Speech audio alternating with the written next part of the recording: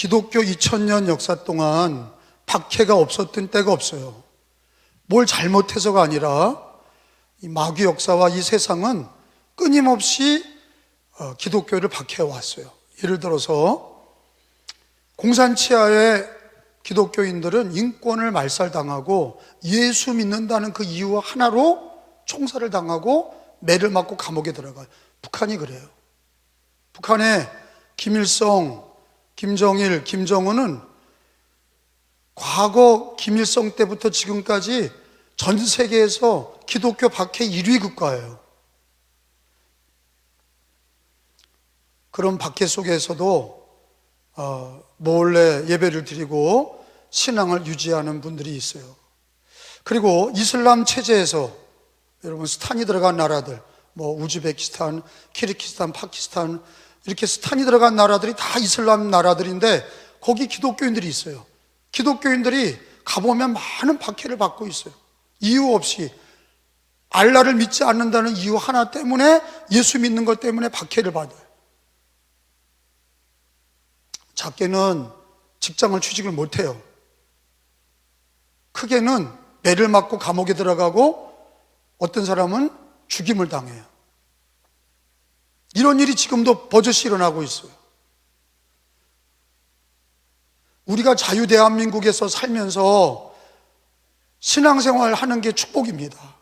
그런데 박해를 우리는 덜 준비하고 기도하셔야 돼요. 왜냐? 우리 예수님이 먼저 우리를 위해 박해를 받으셨어요. 우리 구주 예수님은 죄 없으신 하나님의 아들이십니다. 그분이 이 땅에 오셔서 죄 없으신 주님이 우리를 위해서 죽으실 때, 대속의 제물로 우리를 위해 죽으실 때 편안하게 죽으신 게 아니에요. 가진 고난을 겪으셨어요. 채찍을 당하시고 가시면류관을 쓰시고 양손에 못을 받고 양발에 못을 받고 허리에 창을 찔러서 고난을 당했어요. 유대인들이 고난을 줬고 로마인들이 고통을 줬어요. 오늘 읽을 말씀은 예수를 믿는 초대교회 교인들이 박해받은 말씀이 기록이 되어 있어요. 사도행전에는 교회가 예수님이 부활하시고 나서 예수님 살아계심을 만나고 성령을 받은 다음에 교회가 왕성하게 부흥하는 말씀이 기록이 되어 있어요. 근데 그저 왕성하게 부흥한 게 아니라 박해를 받았어요. 많은 박해를 받아가면서 승리한 거예요. 이긴 거예요. 저는 이제 가정에서도 처음 믿는 사람들이 박해가 많죠. 시댁의 박해, 믿지 않는 시댁, 믿지 않는 남편, 믿지 않는 가족들의 박해를 받아요. 근데 박해를 받았을 때 믿음을 잃어버린 사람들이 많아요. 교회를 안 다니고 예배를 안 드리고 신앙을 포기하고, 이유는 하나요. 더 이상 그 두려움의 박해가 무서운 거예요. 몰래 교회 다니다가 들켜서 예수를 믿지 않아요. 패배하는 신앙이 방황과 가족의 구원을 가로막고, 처음 믿은 사람들이 어떻게 했냐에 따라서 그 가정이 많은 시간 동안 방황하는 가정이 있고, 어떤 가정은 박해를 받아요. 믿지 않는 남편에게 박해를 받고 믿지 않는 시댁에 박해를 받아요. 어떤 때는 예배 드리고 오면 문을 닫아 걸고 들어오지 못하게 해요. 옛날에는 발길로 차고 머리채를 잡았어요. 그런데도 굴하지 아니하고 그 박해 속에서 믿음을 지키고 승리해서 그 남편이 예수 믿고 세례받아 집사 권사가 된 일들이 부지기수예요. 박해를 받았을 때 어떻게 했냐에 따라서 그 집이 달라지고 그 인생이 달라지는 걸 볼 수 있습니다. 저는 오늘 이 점점 우리 주님이 가까워질 때가, 재림의 때가 가까워질수록 안티 기독교가 많아져요. 여러분, 작은 박해라는 건 뭐예요? 가정에서, 친구들 사이에, 군대에서 믿지 않는 사람들이, 직장 동료들이 박해하는 거예요. 큰 박해는 뭡니까? 국가가 박해하는 거예요. 큰 국가가, 민족이 이슬람이나 공산당 같은 사람들이 박해를 하는 거예요. 그거는 엄청난 고난이죠.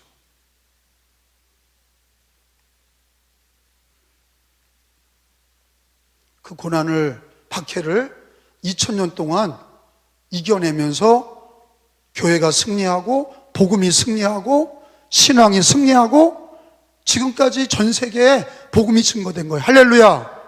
근데 오늘날 우리가 성경의 사도행전 4장의 이 박해의 말씀을 읽으면서 우리는 나에게 작고 큰 박해를 어떻게 이기고 감당해야 되는지를 한번 말씀을 통해서 되새김질 하려고 합니다.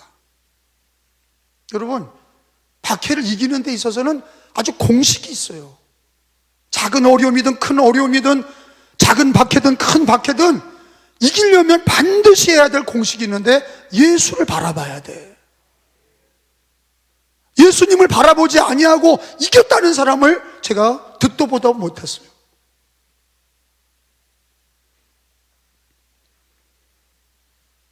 여러분, 거기 히브리서 12장 2절에 여러분 한번 찾아봅니다. 우리가 고난당할 때 우리의 구주이시고 우리 믿음의 주님이시고 하나님의 아들이신 예수님을 바라봐라. 왜? 그는 십자가의 고난을 이기셨어요. 그렇기 때문에 십자가의 박해와 고난을 이기신 예수님을 바라보는 것이 우리에게 큰 유익이 있는 거예요. 히브리서 12장 2절을 읽어봅니다. 믿음의 주여, 시작. 또 온전하게 하시는 이인 예수를 바라보자. 그는 그 앞에 있는 기쁨을 위하여 십자가를 참으사 부끄러움을 개의치 아니하시더니 하나님 보좌 우편에 앉으셨느니라. 아멘. 하나님 보좌 우편에 앉으셨다는 건 뭐예요? 승리하셨다는 얘기예요. 영광을 얻으셨다는 거예요. 그냥 예수님은 자연스럽게 영광을 얻으신 거가 아니라는 거예요. 우리를 위하여 십자가를 지실 때, 그 십자가를 지실 때 편하게 지신 게 아니라 고초를 당하고 박해를 당하고 핍박을 당하고 모욕을 당하고 누명을 쓰고 예수님께서 그 고통을, 그 십자가의 길을 걸어서 이기셨기 때문에 예수님을 바라보면 우리가 좌로나 우로나 치우치지 않게 되고, 박해를 받을 때 예수님을 바라볼 때 위로가 되고 힘을 얻게 되고 은혜를 얻게 되는 줄로 믿습니다. 그래서 우리는 여러분, 사막 같은 데서 길을 모를 때는 반드시 나침판이 있어야 돼요. 나침판은 왜 길을 찾습니까? 언제나 나침판은 북쪽을 가리킵니다. 나침판은 지표입니다. 길을 잃어버릴 때도 언제나 나침판은 북쪽을 향해서 그 길을 제시하고 있어요. 우리의 삶의 나침표는 뭡니까? 우리 삶의 나침표는 예수 그리스도인 줄로 믿습니다. 여러분, 구약의 성도들이 애굽에서 나와서 가나안 땅까지, 약속의 땅까지 가는 광야길을 가다가 그들은 물이 없고 먹을 게 없고 가는 길이 힘들어서 불평원망을 했어요. 그들이 불평원망할 때 불뱀이 나타나서 독사가 그들을 물었어요. 불뱀의 사막의 독사에 물렸을 때 몸이 붓고 죽어가고 있을 때 모세가 하나님 앞에 기도했어요. 다 죽게 생겼나이다. 하나님, 해법을 주십시오. 하나님께서 너 장대에다 놋뱀을 만들어라. 장대에 놋뱀을 만들고 그 놋뱀을 바라보는 사람은 살기라. 장대의 놋뱀이 뭐예요? 누굴 가리켜요? 예수님을 가리키는 거예요. 그게 하나님의 약속이에요. 이 세상 살면서 박해를 받고 많은 핍박을 받고 어려움을 당할 때 예수 믿는 사람들은 다 십자가의 예수님 바라보면서 교훈을 얻고 힘을 얻고 인내를 얻고 위로를 얻고 이겨내고, 그리고 예수님이 그 십자가에서 이기시고 부활하시고 하나님 보좌 우편에 앉으셔서 승리의 주님이 되신 것을 믿으시기를 축원합니다. 우리도 여러분, 그런 겁니다. 자기가 바라보는 것대로 되는 거예요. 부처님을 바라보는 사람은 부처님처럼 돼요. 알라를 바라보는 무슬림들은 알라처럼 자폭하는 거예요. 술 친구를 만나면 술을 먹는 겁니다. 도박하는 사람을 만나면 도박을 하는 거예요. 근데 우리가 예수님을 바라보고 고난과 핍박과 박해 중에 예수님 바라보면 불같은 시험을 당해도 예수님 바라보는 사람들은 예수 그리스도와 함께 승리하는 거예요. 믿음으로 이기는 거예요. 이건 공식이에요. 눈앞이 캄캄해도 사자굴에 끌려가고 호랭이 굴에 끌려가도 예수님 바라보는 사람은 사는 거예요. 예수님 바라보는 신앙이 되시기를 축원합니다. 여러분, 예수님께서 이런 얘기를 하셨어요. 요한복음 16장 33절의 말씀이에요. 요한복음 16장 33절에 예수님이 내가 세상을 이겼다고 얘기하셨어요. 너희도 환난을 당한다. 그러나 담대하라. 내가 세상을 이겼기 때문에 예수님 바라보는 사람은 예수님처럼 이기는 거야. 16장 33절이 읽습니다. 이것을 너희에게 이르는 것은, 시작, 이것을 너희에게 이르는 것은 내 안에 평화를 누리게 하려 함이라. 세상에서는 너희가 환난을 당하나 담대하라. 내가 세상을 이기었노라. 아멘. 따라합시다. 내가 세상을 이기었노라. 여러분, 예수님은 십자가 지고 고난을 당하고 박해당했지만 승리하셨어요. 나는 어저께 그 미가엘 선교 합창단의 그 찬양이 곡을 베토벤의 감람산의 그리스도라는 그 마지막 곡을 듣는데 눈물이 났어요. 예수님이 감람산에서 이 고난의 잔을 나에게서 옮겨주시옵소서. 그 고난 앞에 예수님도 마음이 무거웠어요. 이 잔을 내게서 옮겨주옵소서. 그러나 내 뜻대로 하지 마시고 아버지의 원대로 되기를 원하나이다. 마음을 정하시고 하나님께서 힘을 주시고 기도하시면서, 감람산에서 기도하면서, 제자들은 예수님을 모른다고 다 도망가 버리고 예수님은 십자가의 길을 묵묵히 가셨어요. 로마 군인들은 예수님을 잡고, 유대인들은 예수님을 잡고 그를 때리고 매질하고 십자가에 달았어요. 그러나 예수님은 그 길을 묵묵히 가셨어요. 그리고 예수님은 3일 만에 부활하시고 살아나셨습니다. 하늘에 오르시고 하나님 보좌 우편에 앉아 계십니다. 심판의 주님으로 오실 줄로 믿습니다. 그 찬양을 듣는데 베토벤이 자기의 고뇌를 그리스도의 신앙으로, 자기도 그 베토벤의 자기의 인생의 고난을 예수님의 십자가의 고난을 통해서 예수님 바라보는 베토벤의 모습을 본 거예요. 나도 감독이 되어서 수많은 일을 결정하면서 공격을 받아요. 그러나 제가 교회와 복음을 위해서 일하는 데는 조금도 부끄러움이 없어요. 그 가운데에서 예수님을 바라보고 나도 주님 바라볼 때 위로를 얻고, 예수님 바라볼 때 고난을 기뻐하고 인내하고 기도하게 되고 주님 붙들게 되고 예수 이름 부르게 되고, 우리는 모든 일을 예수 이름으로 기도하시고 예수의 이름을 불러야 되고 예수님을 바라봐야 승리할 줄로 믿습니다. 제자들은 군인들을 본 거예요. 잡으러 오는 군인들을 보고 두려워. 우리도 예수님처럼 처형을 당하겠지, 우리도 십자가에 달리겠지, 무서워 떠는 거예요. 그러나 예수님은 십자가의 길을 걸어가셨어요. 승리하셨어요. 우리는 어떤 박해와 어떤 어려움이 있어도 예수님을 바라보시기를 축원합니다. 베드로가 예수님을 모시고 늘 배에서 전도여행을 했어요. 갈릴리 호수에서 이 마을 저 마을 다니면서 전도여행을 할 때 예수님께서 물 위로 걸어오신 적이 있어요.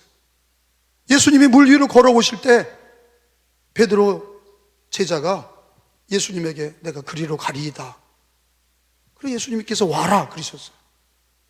예수님이 물 위로 걸어오신 것은 그분이 하나님의 아들이시기 때문에, 그분이 바로 그리스도이시기 때문에, 그분이 바로 하나님이시기 때문에 물 위로 걸어가신 거예요. 창조주 하나님이고 전지전능하신 하나님이세요. 근데 연약한 베드로가 예수님만 바라볼 때는, 그 말씀을 믿고 예수님 바라볼 때는 물 위로 막 갔단 말이에요. 근데 갑자기 파도가 철썩 치니까 예수님을 바라보지 못하고 바람을 바라보고 파도를 바라볼 때는 쑥 빠져서 내가 죽겠나이다, 내가 죽겠나이다, 나를 구원하소서. 예수님께서 베드로를 잡아 올리시면서 믿음이 적은 자야 얘기하셨어요. 우리는 이 교훈이 뭡니까? 우리는 하루하루 살면서 연약하고 유한한 존재예요. 그러나 우리가 이기는 방법은 예수 그리스도가 세상을 이기셨고 우리 예수님이 십자가에서 승리하신 예수님을 바라볼 때, 우리도 예수님을 바라볼 때 세상을 바라보지 아니하고 환난을 바라보지 아니하고 예수님 바라볼 때 우리가 주님이 주시는 능력으로 예수 이름으로 승리할 줄로 믿습니다. 여러분, 오늘 본문에 보면은 초대교회 성도들이 사도와 함께 매를 맞고 감옥에서 놓였어요. 마음이 얼마나 힘들고 몸이 힘들고 마음이 힘들었겠어요. 근데 그들이 모여서 25절 26절에 보면은 기도하는 중에 한 마음 한 뜻으로 기도합니다. 24절에 보면 그들이 듣고 한 마음으로 하나님 앞에 기도했다 그렇게 돼 있어요. 한 마음으로 하나님 앞에 소리를 높여 이르되 기도한 거죠. 25절에 어떤 기도를 한 거예요? 또 주의 종 우리 조상의 다윗의 입을 통하여 성령으로 말씀하시기를 어찌하여 열방이 분노하며 족속들이 허사를 경영하는고 세상의 군왕들이 나서며 관리들이 함께 모여 주와 그의 그리스도를 대적하는도다 하신 이로소이다. 여러분, 이 말씀이 어디 나오는 겁니까? 니은 그렇게 되어 있는데 시편 2편에 나오는 말씀이에요. 한번 가서 보겠습니다. 그러니까 이분들은 신앙생활하면서 성경을 이렇게 자기가 기도할 때 인용할 줄 아는 거예요. 시편 2편에 보면은 1절 2절에 보면 어찌하여 이렇게 나오잖아. 성경을 인용해서 기도하잖아. 말씀을 붙들고 기도할 줄 알아. 사도행전 4장에 매를 맞고 감옥에서 풀려나서 마음이 무겁고 몸이 힘들고 괴로울 때 그들이 모여서 하나님의 말씀을 붙들었는데 그게 뭐냐? 시편 2편 1절 2절이란 말이에요. 읽어봐요. 시작. 어찌하여 이방 나라리 분노하며 민족들이 헛된 일을 꾸미는가? 세상의 군왕들이 나서며 관원들이 서로 꾀하여 여호와와 그의 기름 부은 자를 대적하며. 이 말씀을 사도행전 4장에 초대교인들이 매를 맞고 박해를 받으면서 성경의 말씀을 붙들고 하나님의 말씀을 붙들고 기도한 말씀이 나오잖아요. 제가 오늘 가르쳐 드리려고 하는 거는 고난을 당하고 핍박을 당할 때 예수를 바라보자. 두 번째는 성경의 진리를 좀 생각해야 돼. 그냥 무턱대고 기도하는 게 아니라, 왜? 무턱대고 기도하면은 자꾸 살려달라고만 그리고 막 어떡하냐고만 그리고 이런 기도를 하지 말고 진리를 붙들고 기도하란 말이에요. 말씀을 기억하고 말씀을 읽으면서 기도하라는 거예요. 말씀을 듣고 기도하라는 거예요. 오늘 성경에 초대교회 교인들이 박해를 받고 그들이 기도는 말씀을 인용하고 기도하잖아요. 할렐루야. 말씀을 시편 2편을 인용하고 기도하잖아요. 그들이 나라와 민족의 핍박을 받았어요. 군왕들의 핍박을 받았어요. 유대인의 핍박을 받았어요. 로마의 핍박을 받았어요. 그러나 그들이 시편 2편에 있는 하나님의 말씀, 세상의 나라들이 교회를 박해하고 그리스도인들을 박해해도 우리 주님은 승리하게 하신다는 이 말씀을 붙들고 기도하는 거예요. 여러분, 어려울 때 말씀을 붙드는 사람은 좌로나 우로나 치우치지 않아요. 감정에 빠지는 사람, 막 어떡하냐고 막 그냥 감정주의, 그리고 막 박해받았을 때 이성주의, 약삭 빠르게 움직이는 거, 그리고 세상 사람들 따라다니고 이러고는 다 실패하는 거예요. 예수님 바라보고 말씀을 기억해야 돼요. 말씀을 읽어가며 기도해야 돼. 왜? 그 말씀이 우리를 바른 길로 인도하시기 때문이에요. 그래서 가정의 위기가 언제예요? 암이 걸렸을 때나 또는 가정에 심각한 재정적인 타격을 받았을 때나 또는 자녀들이 무너졌을 때나 심각한 일들이 우리에게 있지요. 근데 그러면 감정이 앞서게 되고 그리고 우리들의 이성이 앞서게 되고 환경적인 일이 앞서게 돼. 그러면요 꼭 실패하는 거예요. 그럴 때일수록 예수님을 바라보시길 바랍니다. 그럴 때일수록 진리의 말씀을 읽으셔야 돼. 말씀을 들으셔야 돼. 그 말씀으로 인용해서 기도할 줄 알아야 돼. 그러면 참 신사참배 앞에서 주기철 목사님 같은 경우는 우상숭배입니다. 십계명을 어기는 겁니다. 말씀으로 탁 정리하잖아. 신사참배 한 번 하고 예배 드리면 된다. 한 번만 절하고 예배 드려. 그게 우상 앞에 절하는 겁니다. 십계명 1계명이 나 왜 다른 신을 섬기거나 제2계명 그것들에게 절하지 말라고 그랬습니다. 진리가 있는 사람들은 좌로나 우로나 치우치질 않아. 말씀을 붙들고 계명을 붙들고 기도하면서 말씀 붙드는 사람들은 흔들리질 않아. 근데 여러분 기억하셔야 돼. 왜 말씀 붙드는 사람이 승리하냐? 말씀은 1.1획도 변함없이 다 이루어져요. 가정에서 박해를 받고 환난과 어려움에 박해를 받는 모든 성도들이, 전 세계 기독교인들이 어떻게 승리합니까? 십자가 예수님 바라보고 진리의 말씀을 붙드는 거예요. 말씀 붙들고 기도하니까 하나님이 그들을 도와주시는 거예요. 그 고난을 통과하면서 그들은 더 단단해지고 그들은 더 넓어지고 많은 열매를 얻게 되는 거예요. 근데 약삭 빠른 사람들은 조금 어려우면 이성과 감정에 휩싸여가지고 이리 도망가고 저리 도망가고, 마치 예수님의 제자들처럼 감람산에서 도망갔던 것처럼 이리 도망가고 저리 도망가고 그러다가 망하는 거예요. 여러분, 말씀이 없기 때문이에요. 여러분, 어려울수록 말씀을 읽으셔야 돼. 어려울수록 말씀을 암기하셔야 돼. 말씀으로 인용해서 기도할 줄 알아야 돼. 사도행전에 초대교회 교인들이 우리와 똑같은 교인들이에요. 그분들의 기도에 뭐가 나와요? 말씀을 인용해서 기도하는 게 나오죠. 말씀을 붙들고 기도한다는 얘기예요. 그냥 감정적인 기도가 아니라, 그냥 이성적인 기도가 아니라, 그냥 잘해달라는 기도가 아니라, 시편의 2편에 있는 말씀을 딱 붙들고 하나님 이대로, 하나님 도와주세요, 말씀대로 이루어 주옵소서. 이게 기도하니까, 아니 맥락이 있잖아요. 가는 길이 있잖아. 주님이 기뻐하시는 거예요. 말씀대로 이기게 해주시는 거예요. 여러분, 요한계시록 3장을 다 찾아보겠어요. 10절. 요한계시록 3장 10절에 보면은 마지막 때일수록 여러분 말씀을 지켜야 마지막에 승리하는 거예요. 감정주의, 이성주의 가지고 안 돼요. 요한계시록 3장 10절입니다. 내가 나의 인내 말씀을 지켰은즉, 시작. 내가 나의 인내 말씀을 지켰은즉 내가 또한 너를 지켜 시험의 때를 면하게 하리니 이는 장차 온 세상에 임하여 땅에 거하는 자들을 시험할 때라. 아멘. 따라합시다.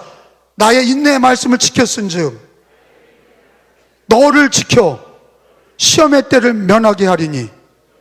여러분, 고난받을 때일수록 말씀을 지켜야 주님이 나를 승리하게 해주시는 거예요.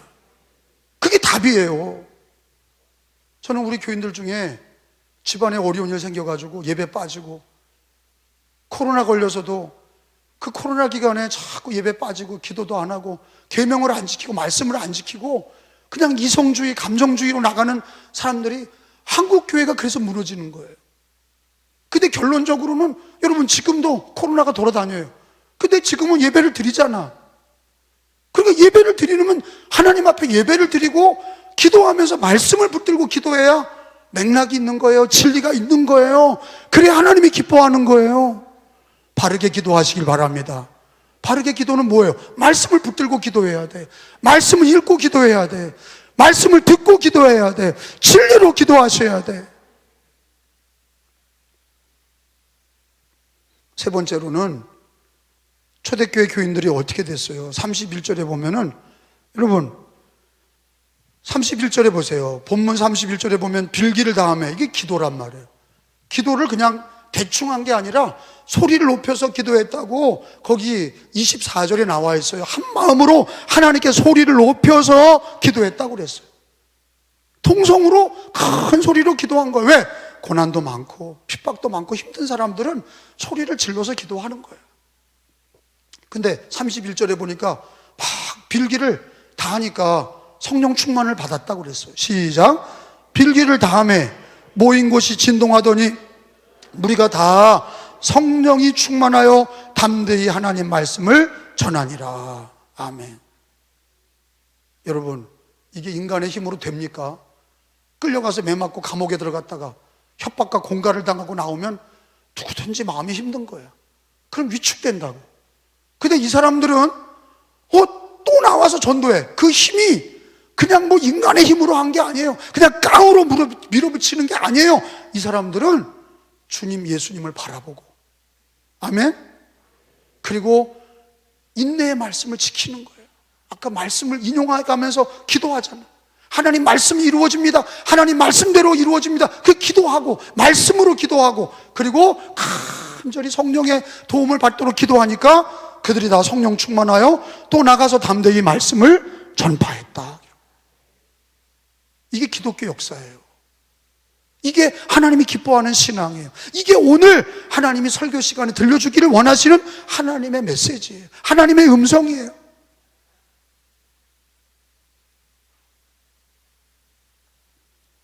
기도해야 됩니다. 성령의 도움을 받으셔야 돼요. 여러분, 그런 겁니다. 말씀을 들어서 알긴 해도 기도해서 성령이 도와주지 않으면 몸이 따라가질 않아. 알아요 그래요. 기도해라, 알아요. 사랑해라, 알아요. 전도해, 알아요. 안 해. 연약하기 때문에 그래요. 몸을 입고 있기 때문에 연약해서 그래요. 그러니까 누가 도와주셔야 돼? 성령이 도와주셔야 돼. 말씀을 읽고 그리고 기도하며 성령이 도와주셔서 말씀을 지킬 수 있는 힘도 주시고 복음을 전하고 믿음으로 살 수 있도록 하나님 도와달라고, 그래야 성령님이 도와주시는 거예요. 말씀을 정리합니다. 핍박을 받고 박해를 받는 이 시대 속에 믿음의 주여 온전케 하시는 예수를 바라보자. 승리하셨어요. 내가 세상을 이기었노라. 승리하신 예수님 바라보시고, 그리고 말씀을 붙드셔야 돼. 어려울 때일수록, 자기가 힘들수록 말씀을 붙잡아야 좌로나 우로나 치우치지 않고 바른 길로 가게 되고, 결국에는 말씀이 이루어질 때 기쁨이 넘치게 되는 거예요. 그리고 말씀을 읽고 나서 기도를 안 하면 성령의 도우심을 받을 수가 없어. 말씀을 들었으면 뜨겁게 기도해서 그 말씀을 실천할 수 있도록 성령님이 도와달라고 기도하고 전진할 때 하나님이 그들을 도와주시고 성령님이 도와주시는 거예요.